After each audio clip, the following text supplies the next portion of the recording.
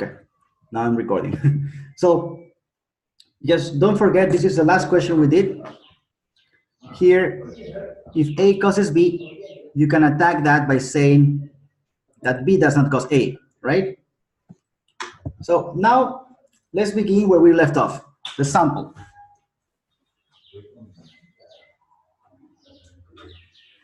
You know that a sample, in Spanish, una muestra estadística, no? Every sample, to be valid, must be representative, right? If you do a study, for example, I want to understand the level of violence in Lima, in the city of Lima, in the year 2019. So how can I measure violence? Well, I need to analyze people's behavior, right?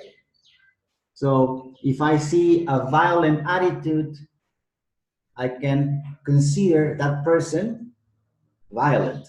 So how can I study the level of violence in Lima? Well, I could measure how many people in Lima express violent attitudes or actions. So where can I do my study? If I want to be unbiased, or if I want a representative sample, I need to select people from different regions in different parts, right? In different contexts, maybe in the streets, maybe in the stadiums, maybe in supermarkets, maybe at home, right? And based on that study, I can make a conclusion. But if I go just to a single place, for example, if I pick a stadium when Universitario is playing against Alianza Lima, and I observe people in the stadium, you know, yelling, screaming, speaking bad words, insulting everyone, I'll probably conclude that most people in Lima are violent. That wouldn't be a representative sample, right? Because maybe people in a stadium do not represent most people in the city of Lima. Maybe they do, but that would be a biased sample. Or the opposite would be maybe going to a church and see how many people in a church are violent. And of course, I'll be biased because usually people in the church behave properly, right? Okay, so make sure that whenever your conclusion is based on a sample, make sure that that sample is representative. Otherwise, your argument is weak. If you make any conclusion based on a biased sample, that conclusion is incorrect. It is flawed. Also, sometimes you may have problems with the data. So the data the author uses to support or validate his or her conclusion may be problematic because the numbers the person used are not correct. For instance, this is not very common, but you may say something like 85% of my students achieve a high score. And then somebody else can say, oh, so a lot of people achieve a 700. But that is not necessarily true, right? Because maybe 85% represents just a few, right? Maybe 8 or 10 people. Yeah, but somebody may understand 85% as a huge number, as maybe hundreds or thousands of people, right? So that would be, that's a type of flaw. And of course, that would be a problem with the data, with the numbers. Yeah, because you can misinterpret the information. Now, the third one is not very common, but I think it's one of the most difficult ones, the survival bias. Barbara? Sí. Okay, you're there. So, have you heard about survival bias, Barbara? No? It says that the logical error of concentrating on the people or things that survived. No? But what is the meaning of that? I've seen this in the GMAT in two contexts. For example, let's say that in a small population, many people died of an illness, maybe the bubonic plague or I don't know, a viral infection. So the doctors go to this small place and they analyze only those who survived to make conclusions about what happened. Okay, so maybe you can say that the population was devastated and the people who survived had some sort of maybe genetic resistance to the illness, or maybe the people who survived had access to certain medicine, or maybe the people who survived were treated on time. So maybe the doctors may conclude, for instance, oh, these people survived because they received the treatment on time. I remember Yeah. But be careful. an exercise. What happens? Was What happens if the doctors conclude that these people survived because they received treatment on time? What could be wrong with that argument? Do you remember it was an exercise? I think in the last chapter, or in chapters ago. Is it related to this, to the survival bias? Yes. How? Which one? Okay. So what do you think could be wrong with that argument, Barbara? Because there could be another. Well, there could be another explanation, but what is the real problem? Well, you know that the problem is that I'm basing my argument only on the people who survived. So maybe out of 100 people, 85 disappeared. So I made my conclusions based only on those 15 who survived. And probably if I don't analyze the people who died, if I don't have information on the people who died, then my argument is biased because I'm not considering the people who died. Okay, so that's a biased sample. So just considering the elements who survived a process or an event is a problem with sampling. In order to be completely unbiased, you need to consider those who survived as well as those who died. Okay. So which one are you telling me? It was the one of the Black Plague. Okay, no, but that was the one about the Black Plague deals with reverse causes. You need to eliminate the reverse cause. If A causes B, how do you weaken A causes B? One way is to say that A does not cause B, B causes A. Okay? But in that particular example, since it is an assumption, remember that assumptions eliminate weaknesses. In other words, the assumption will eliminate the reverse cause. And in that argument, the conclusion was that people survived the plague because of a mutation. In other words, the mutation was the cause of the survival to the plague. The reverse cause would be that the plague caused the mutation and helped them survive. So, two possibilities. Either they had a mutation that helped them survive the plague, or the plague produced the mutation that helped them survive. But you needed to eliminate the reverse cause. How? Saying that the plague did not cause the mutation. Okay, but that's a different story. Yeah, that's not survival bias. For instance, think about the following process. Let's say that I'm analyzing trees in the Amazon forest. You know that recently there have been many fires in the Amazon forest, right? Are you aware of that, Barbara? Yes. Okay. Yes. And then all of a sudden, I see a group of trees that did not burn, right? So then I make a conclusion. Oh, these trees did not burn, did not disappear, because they contain a high water content. inside. In other words, these trees retain a lot of water. So because they have so much water, they could not be ignited by fire. That's a conclusion. But that's biased because I'm focusing my conclusion only on the trees that survive. What about the trees that disappeared?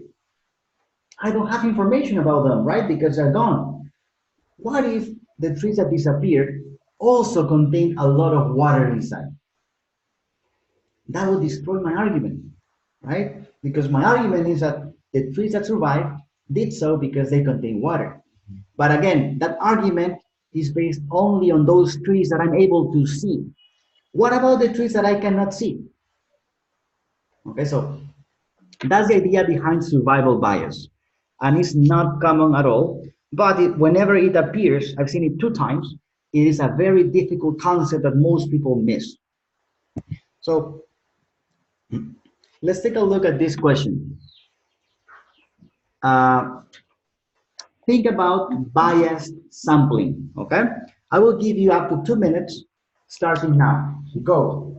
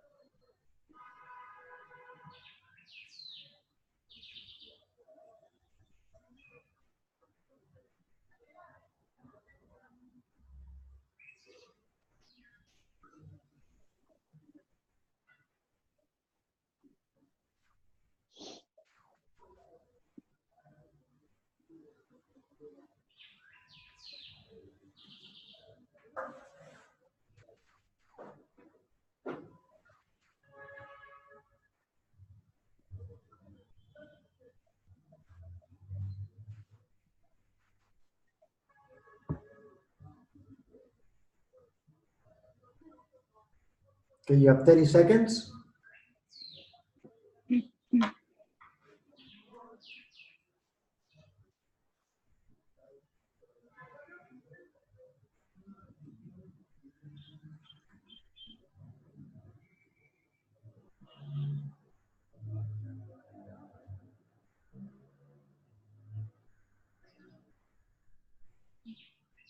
Five.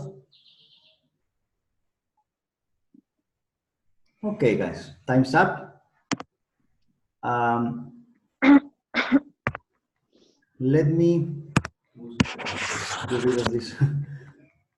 Okay, so which one do you think is the best choice? A, B, C? A. 1, 2, 3, 4, 5. 1. Yeah, very good. Because A tells me that this study is biased. Why is it biased? Well, look at the conclusion. Or what is the plan and the objective? The plan is to save money. And how? What is the plan? By having the employees work at home. In other words, working at home, my plan, will accomplish this goal. Now, don't forget that the goal usually starts with an infinitive to save money, and the plan is having them work at home. So, would the plan work? They did a study. Look at the study. The company asked volunteers to try the assignment for 6 months, and during that period, the productivity was as high or higher. Okay? So I assume that the study is representative. I assume that the study is unbiased, right? That the data I obtain from the study is valid.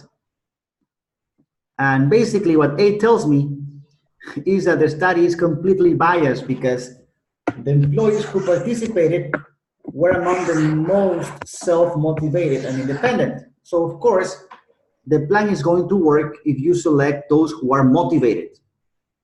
But if you have everyone else do it, the plan may not work. They won't be as efficient or as productive. Okay, so yeah, A was the best choice. Good. So any doubt about this? Any other answer that may be interesting? Number 3, or C. Okay, C. Sí. Other companies that have achieved successful results from work at home plans have workforces that are substantially lower than that of XYZ. Okay, so other companies apparently have followed the same plan, right? And they have workforces that are lower. But be careful. There is a keyword here that you gotta be very careful with other companies. What other companies do or did is not relevant to this particular plan. Why? Because other companies don't have the same workforce that XYZ has. Okay? So what works for one company doesn't need to work for another. What we really care about in this argument is that this plan works for this company. And they did a study, they ran a study to prove it. And apparently for them, it worked. But there was another problem. What you need to focus is what was the problem with this particular study? And the problem with this study is that they selected highly motivated and independent workers. And that explains why the plan worked. It worked only because they selected the best workers. But if you had selected the worst workers or the average workers, probably the plan would have shown different results. So be careful. What happens to other companies does not apply to what happens to this particular company unless the other companies are exactly identical or clones of this company. Okay, okay, good. Let's take a look at question number 5.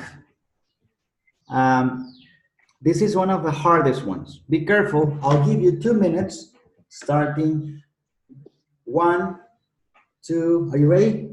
No, yeah. Okay, 2 minutes starting now. Do your best.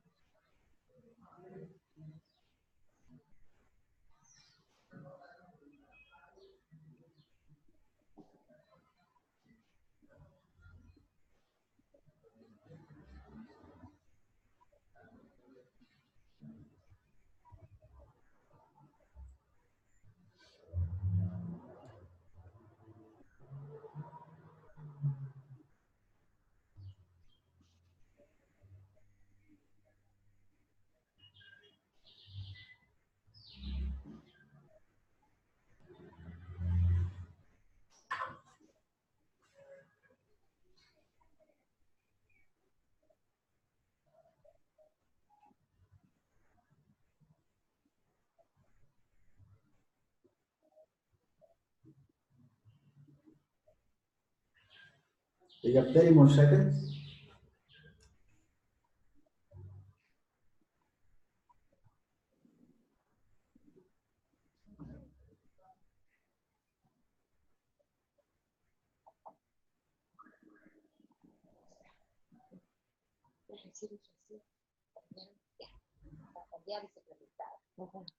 Listo. 5 seconds. 2 minutes. Time's up. So I know this is difficult. You can eliminate a couple of them or maybe 3 of them because they do not weaken. So what's my conclusion now?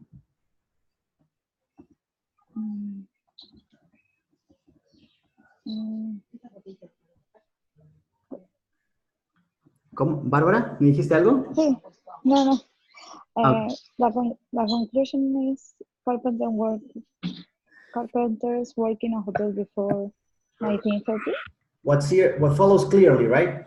So carpenters working on hotels before, they work better, basically, right? In other words, carpenters before 1930 were better than the others, right? Why? Why were these carpenters better? Which information leads to this conclusion? The quality of the original carpentry. Right. Notice that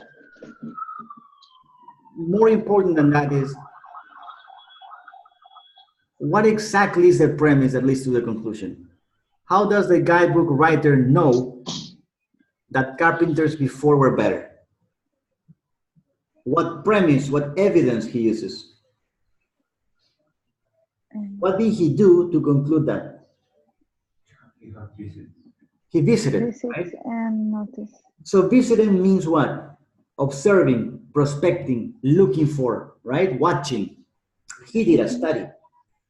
To conclude whatever he concluded, he had to study buildings built before and after 1930, correct? And that implies analyzing different buildings, right? So you go up to one building, you check the carpentry, and then you determine the quality, correct? Now, did he visit all buildings built before the 1930s and all buildings after? No, right? That would be almost impossible. Maybe it's possible, but visiting so many buildings would take many years, probably a lot of work, a lot of money as well. So I doubt that he visited all of them. So basically what he did is he selected a sample, right? A sample of buildings before 1930 and a sample of buildings after 1930. He compared those samples and he made a conclusion, right?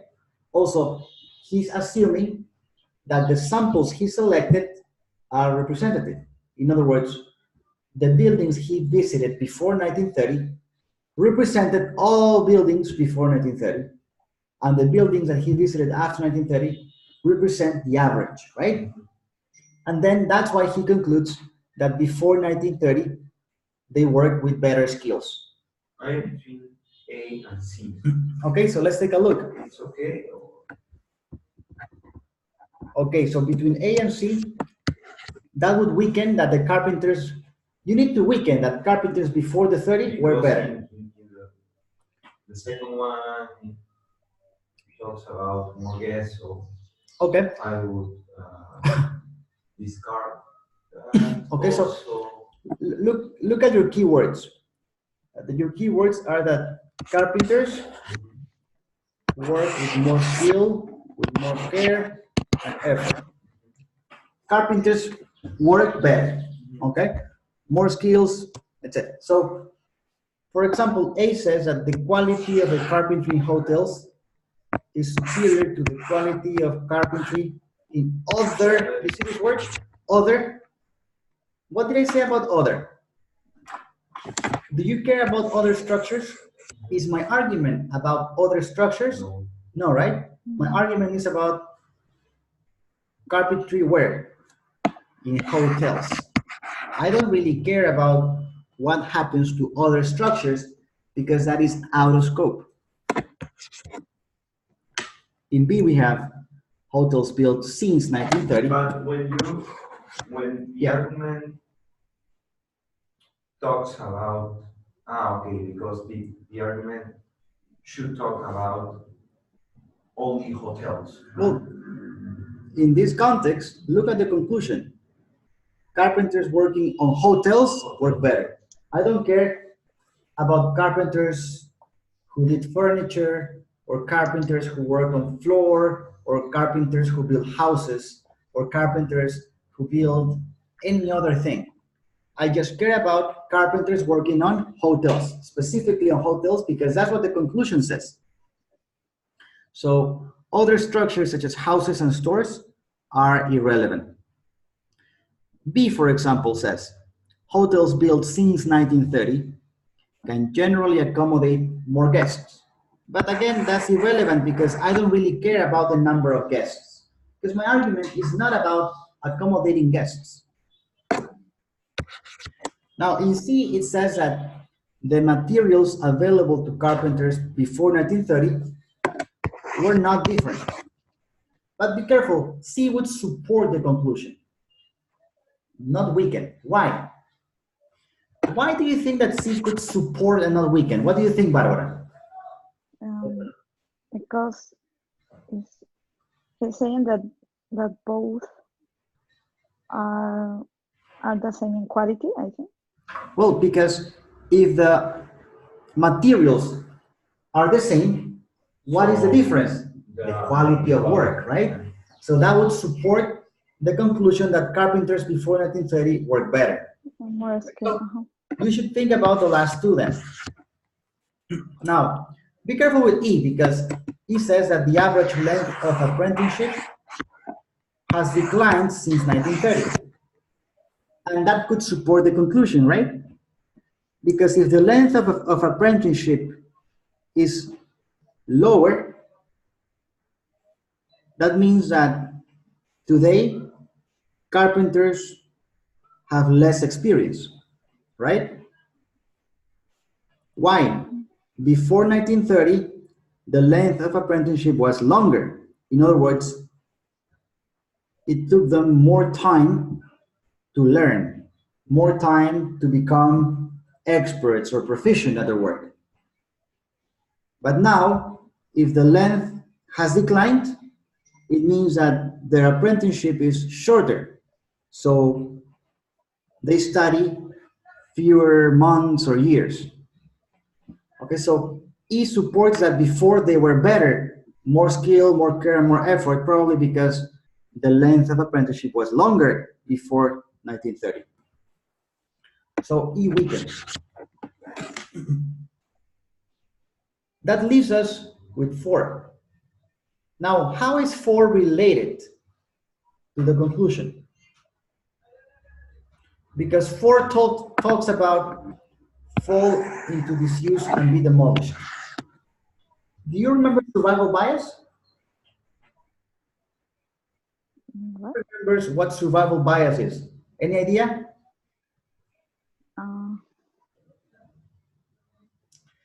Survival bias deals with focusing only on the things that survived a process, right? What is the author doing here? What is the guidebook writer doing?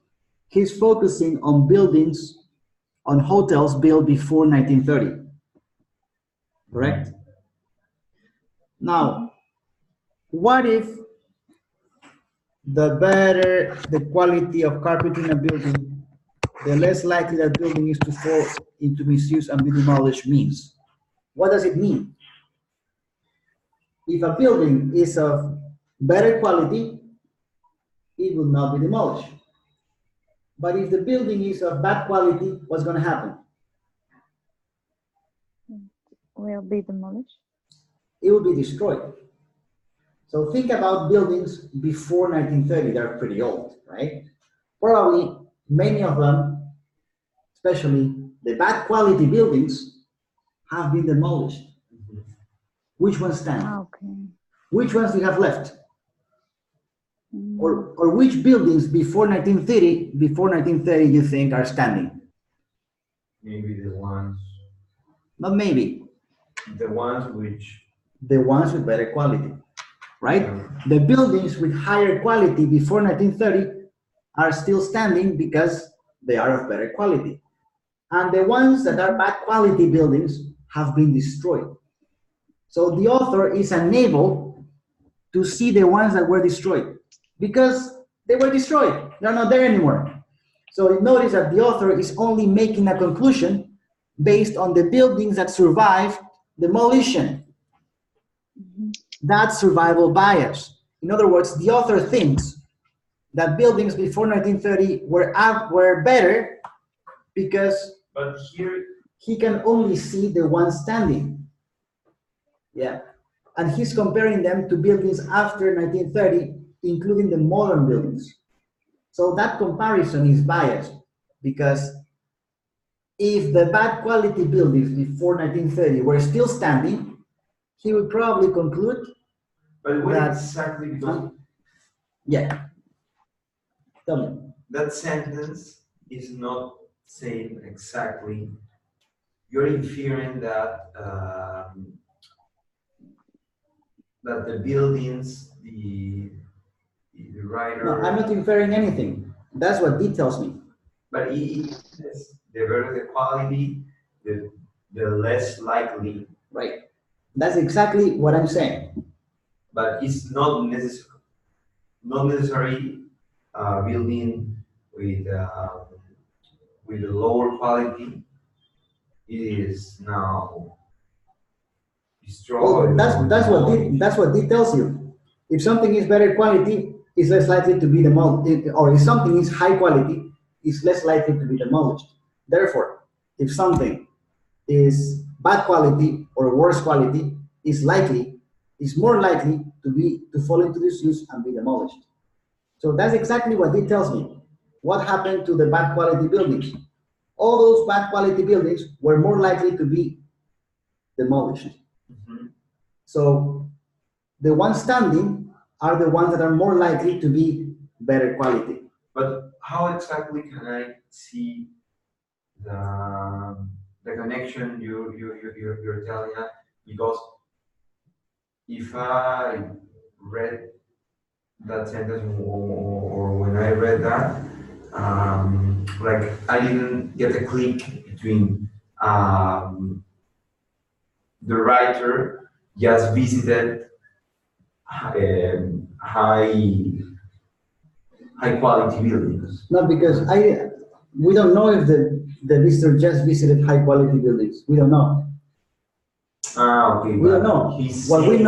What we know is that he has visited hotels, and he knows that those built before 1930 have superior quality because the work is superior, comparing those to hotels built after 1930.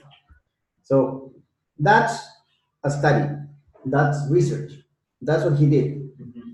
And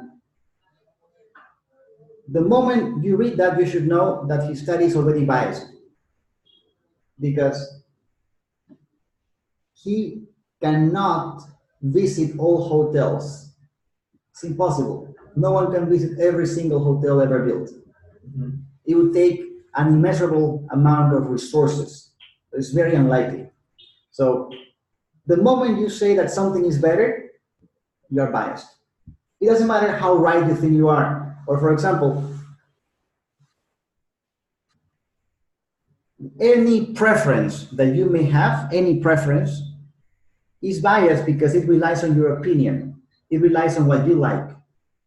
And if you think that something is better, you automatically assume that your view is the only valid view. Okay, so it doesn't matter how much you know, or even if you are a top executive or a top expert in your field, when you emit any opinion, your opinion will always rely on something subjective, which is your preferences.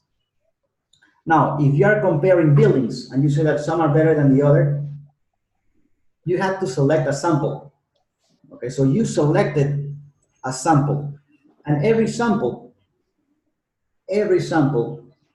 has the risk of being not representative. Okay, so how do you connect? How do you know that this is a survival bias? Well, the moment you compare buildings before 1930 to those built afterwards, you should think about what is he comparing?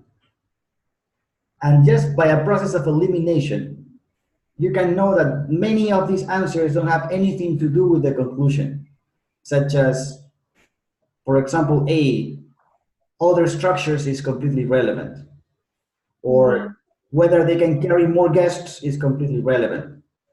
If the materials are not different, that supports the conclusion.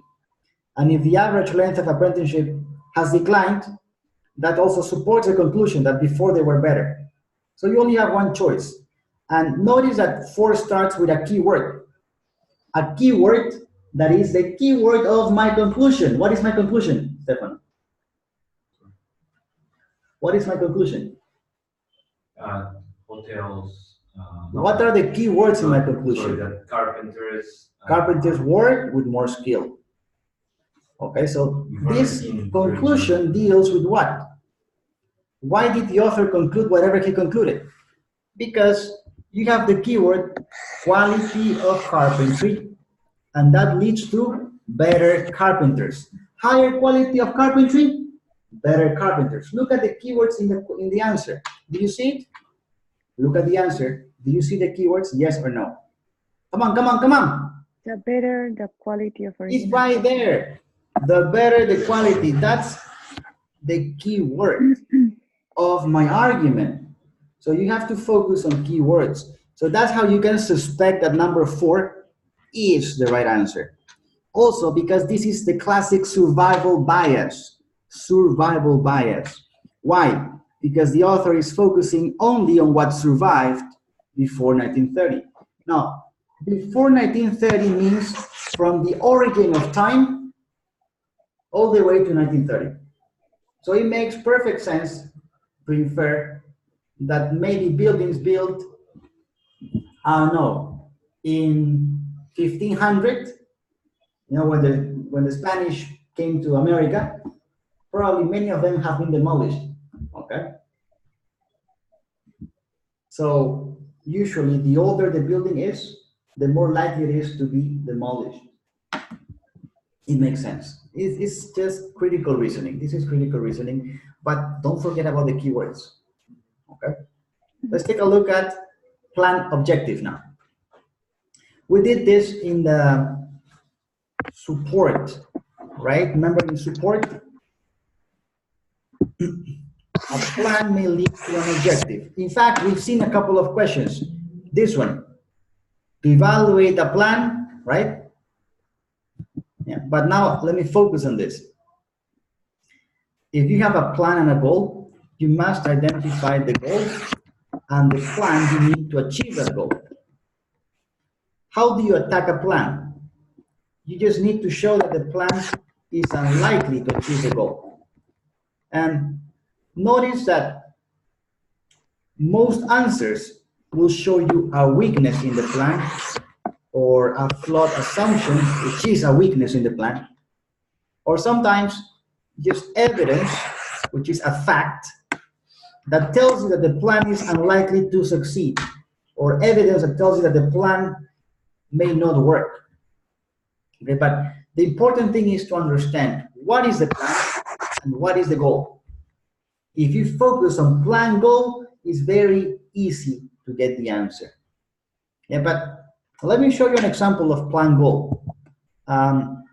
These are not, let me see, yeah. This question is advanced, okay? So still, focus on the plan goal. Can you go back? After this, Okay. just focus on the plan goal.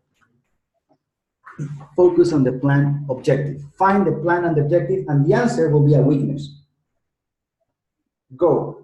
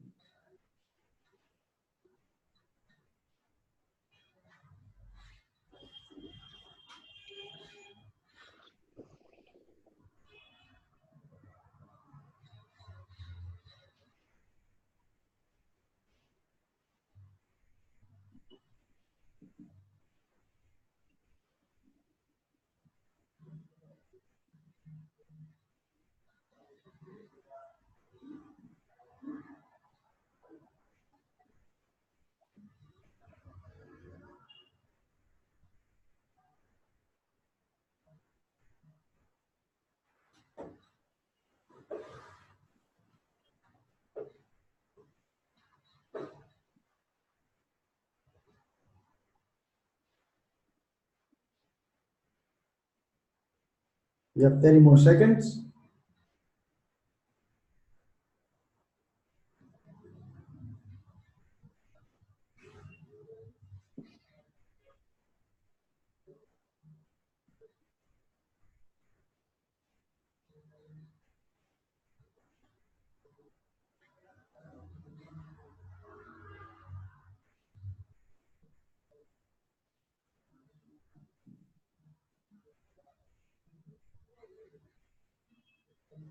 Okay, that was 2 minutes. Okay. Okay, let's see. What is my plan and what is my goal? To Plan. any Sell. So, which one is the plan? sell any patents. Any Okay. patents. So the plan is to sell. Patents. And what is the goal? Why they want to sell Improve, patents? improve undergraduate Okay, teaching. good. Good. So they want to, in order to is always the goal. Fund programs to improve research, right? Teaching, I'm sorry, undergraduate teaching. So now you know your plan, you know your goal. Now we need to find a weakness of the plan. So focus on the plan to sell patents. Okay, so what are these patents about? It says that a law gives ownership of patents to universities, not the government, when those patents result from government-sponsored university research. So they plan to sell those patents to corporations, okay? They want to sell patents to corporations, to companies. I want an answer that tells me a weakness. In other words, what would the weakness be? Without looking at the answers, what should the answer tell me? I will say that. No, I mean, without looking at the answers, imagine you don't know the answers. What do you think could weaken your plan? You plan to sell patents. What does the answer need to tell me? They couldn't sell Yes. the patents. You're thinking too much. As easy as possible. You're thinking too much. There are no corporations No. to sell them. No. I want to sell patents. What would the answer tell me? I have patents. No. If you have patents, that doesn't weaken. I want to weaken the plan. The plan is that I want to sell patents. What does the answer need to tell me? Come on. That you couldn't sell. It's not that hard. I want to sell patents. I want, but that would support. If there is a market, to support my plan, There is no market, or I don't have anything that tells me that I cannot sell the patents. As simple as that. If my plan is to sell patents, the answer must tell me you cannot sell them. That's it, right? If my plan is to lose weight, the answer will tell me what? You cannot lose weight. Right. That's the most logical reasoning, right? If my plan is to improve my GMAT score, I want to weaken it. What should the answer say? And You will not improve. Would not improve. If my plan is to gain weight and become very buffed, then my plan will say you will not do that. And if you don't accomplish your plan, you cannot accomplish your goal. Without plan, there is no goal. So that's the most direct way to affect your goal. So in other words, if your plan is to sell patents, the answer needs to tell me, hey, I'm sorry, but you won't be able to sell patents to any corporation. Which answer tells me, hey, the corporations will not buy your patents, or you cannot sell patents to corporations?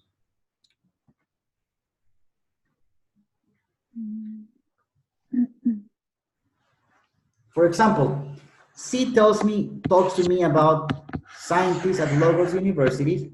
So the scientists have few or no teaching responsibilities. And the scientists participate little in the programs. But that doesn't tell me anything about selling patents, right? So that's how you find answers faster. Make a prediction. If your plan is to sell patents, which answer tells me you will not sell patents?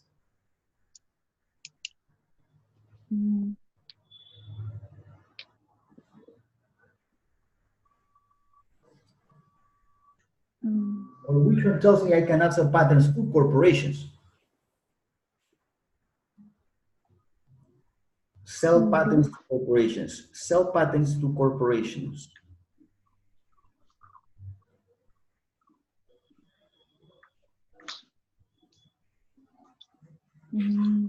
D.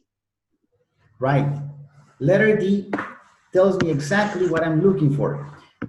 Government-sponsored research conducted on logos duplicates research already completed by these corporations.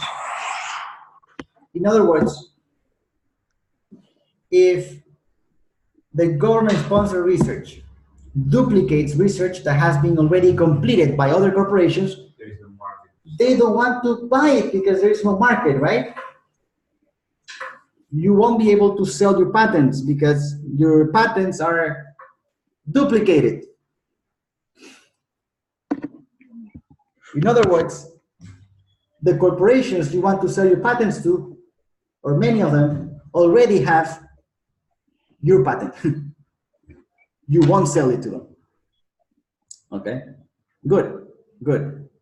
You're thinking too much. Don't think too much. Stay within the argument. Focus on the keywords. Number 7. Think about this one.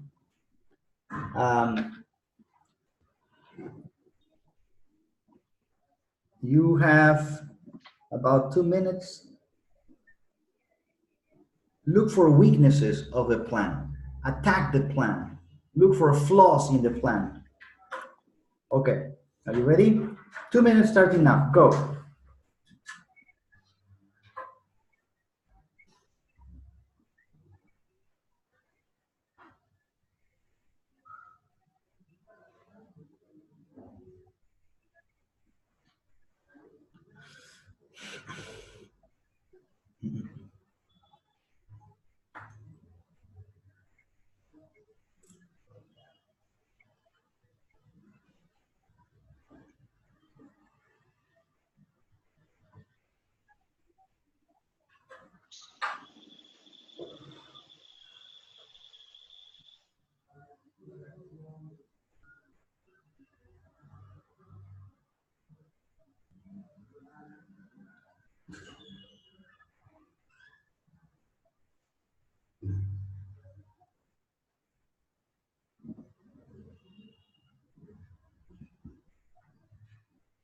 You have 1 more minute.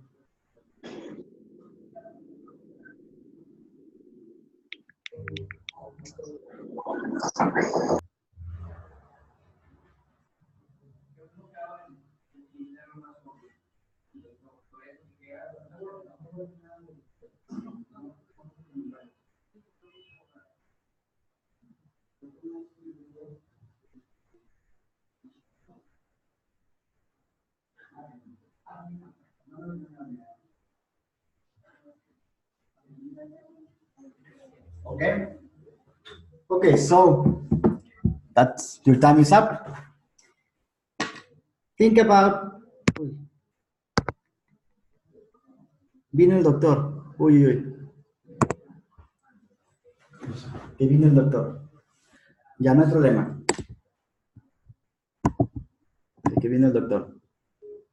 Pero explíquese, esperamos un ratito. Ya para. Ya. Igual esto va a estar grabado, así que lo va a poder ver. Okay. So here the problem is, what is the plan, Stefan?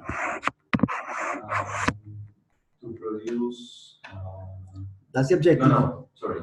To offer 3 days free rental. Right. So they want to offer 3-day free rental of a conventional car for every 1,000 miles they drive their electric vehicle. And what is the goal? Why do they want to offer this 3 days free rental? What's the goal, the purpose of this?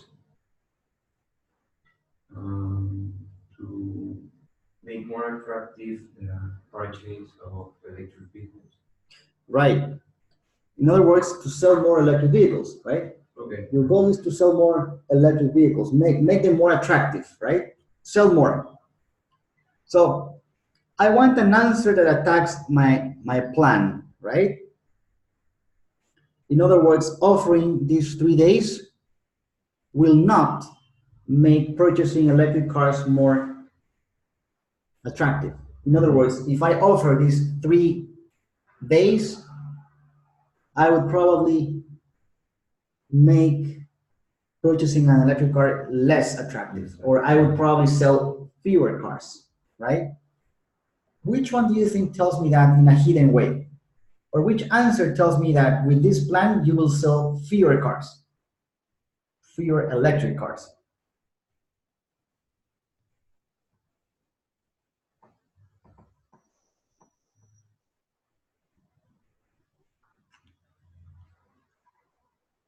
Attack the plan.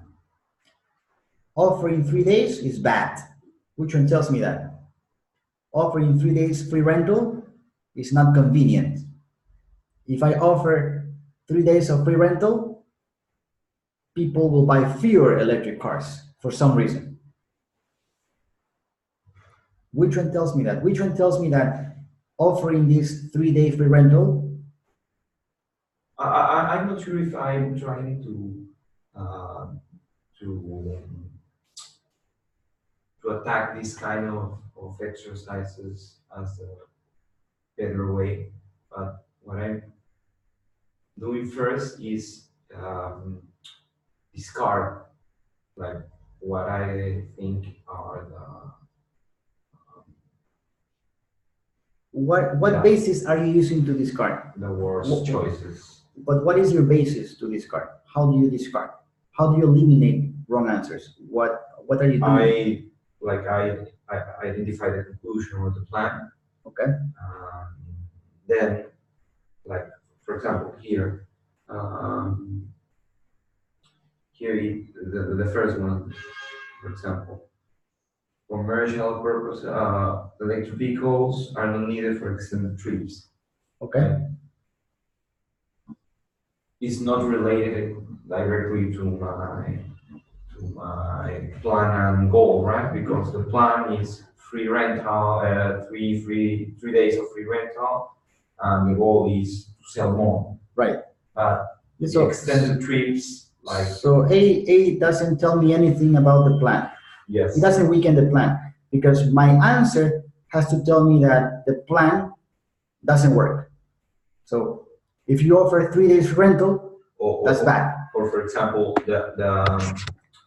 so yeah, the first one I discarded was discarded. The last one also because it says Family vehicles are the short local trips. So yeah, that's completely irrelevant. It doesn't tell me about my plan. It doesn't tell me anything about my plan. Okay. What else? Which one? Which one I discarded?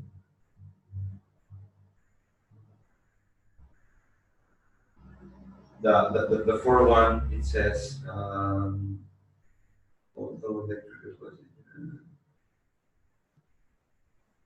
it says like it talk about the battery and effects on the environment, right? So the long time it takes to recharge the battery. Which one? No, the fourth one.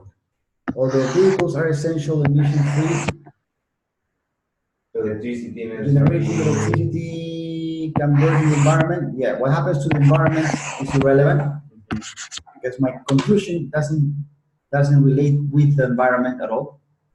Okay, what else? And then I got the B and C. Okay, so that's where I. yeah, but again, And then you I need to focus. run out of time. You need to focus on what? Instead of that approach will take you too long. Instead of trying to focus directly on the plan, because what you're doing is you're reading everything and discarding, but without a focus. Mhm. What is the plan? You told me the plan. What is it? The 3 days. Which answer tells me something about my plan? Or which answer is related to offering this 3-day free rental? Or which answer deals with the offer? There's only one of them. The second one. Right. The only answer that deals with the plan directly is the second one. It tells me the key word, the cost of making good the offer. What is the offer? The 3-day rental. The cost would add considerably to the already high price of an electric vehicle. In other words, what B tells me is that this plan will increase the price of cars. What happens if you increase the price of cars? Would you sell more cars? Especially if the price is already high. And if you add considerably to the price, if you make the cars more expensive, would you reach your goal of selling more cars? Would you make them more attractive? No. No, no, it doesn't make sense, right? Because most people would see, oh, this is too expensive. I don't want to buy it. In other words, what B tells me is that the plan will fail because validating the plan will be too expensive. You would have to add the price of the cars considerably. That's a problem. So only B focuses on the plan. And that's the approach you must use. Focus on the plan and see which answer relates to the plan directly. So in this kind of questions, this kind of exercises, it's better to focus, not discard. Well, you have discard is part of the process, but instead of focusing on discarding, focus on finding something related with the plan. Okay. Yeah, and you will discard because if something is not related with the plan, that's wrong. Mhm. Okay, so you do both at the same time. You focus on the plan. The thing is that you were focusing just on discarding, but without a clear focus. Okay, you need a clearer focus. I mean, focus on plan goal or premise conclusion, and you need to practice that to do this faster. In this topic, like the whole topic, the critical reasoning, Yeah, it's better. It's what I'm trying to is to make is to establish the best plan for me to attack this time because, for example, in the sentence correction, like for me, like after those weeks, like looking the splits, I think it's the key to reach, right. right? But Focusing on the splits is the essential part. yeah, I here I'm trying to like to find. Well, you don't have splits here, but you do No, have, I know, but you have splits in boldface. but In other types what of I'm questions, you trying will see a to, split. yeah, but what I'm trying to tell you is not speed. The plan to attack these kind of questions is not discarding them, but is to focus on, I know, the variables and those things. Either plan conclusion, I'm sorry, plan goal, premise conclusion, focus on variables. That's basically it for most questions. And then the reasoning part. You need to understand what you're reading as well. Mhm. And that takes practice, but it takes more practice. Okay. Okay, guys. So that was the end of this Yes. lesson. Can you? Yeah. What? Yes. That was the end of weekend. There is another part of weekend that is called flow that we do only if necessary in the individual part. Because flow is one of those questions that is it's just weekend, but you need to memorize certain common flaws, and we'll go over them, but eventually. Usually flaw questions are advanced, very advanced, and very uncommon.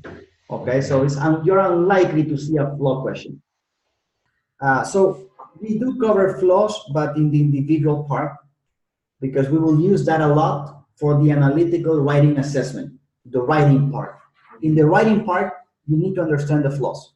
Okay, so you know that weekend represents about 25% of what you will see in the critical reasoning part. Support is the other 25%. So just understanding weekend and support is about 50% of everything you'll see. Assumption questions is roughly 20%. Okay, so there are tons of assumptions. Weekend support 50. Yeah, weekend and support together 50%. Assumptions is about 20%. Inference about 15%. So those four are the most important. By focusing on weekend, assumption, weekend support, assumption, and inference, you have sometimes around 80% of the exam. The other minor question types are also very important. We will go over them. We will cover inference next time. I wanted to do inference today, but we ran out of time. We will also do paradox. That's very easy. Paradox and evaluate are easy. And boldface is very difficult. Okay, so the minor types are paradox, evaluate, and boldface. The major types, the ones you really need to focus on and study a lot, assumption, weekend, support, and inference. Okay, so next class we'll do inference. I hope to see you soon. I'm gonna end the recording here. Okay. If you have questions, bring them to class. So do the homework and bring your doubts to class, because I need to show you with your mistakes what you're doing wrong. Maybe the most common mistake is that you're not focusing on the premise, conclusion, plan, goal. The second most common mistake is that you're not focusing on the right variables. The third most common mistake is you are focusing on the premise, conclusion, plan, goal, but in the opposite direction. Instead of weakening, you are supporting, or vice versa. The fourth most common mistake is the vocabulary. You don't understand anything, or you don't understand what the conclusion is saying. And the fifth most common mistake is that you have concentration problems. You're unable to focus because you're thinking about something else.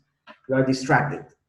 The sixth most common mistake with some students, simply that they have not developed the skills they need to attack this question. So we need to develop them from scratch, from zero.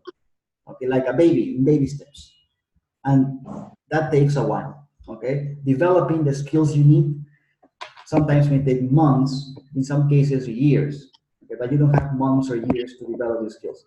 If your problem is critical reasoning and you're unable to develop the skills, then you will need to do your best guesses in critical reasoning. We have some strategies to somehow eliminate. In that case, you focus on just on eliminating, because there are some people who for some reason are unable to understand conclusions or plans. They just get lost in the details. In fact, we have diagnosed in GMAT a couple of students with dyslexia and reading problems.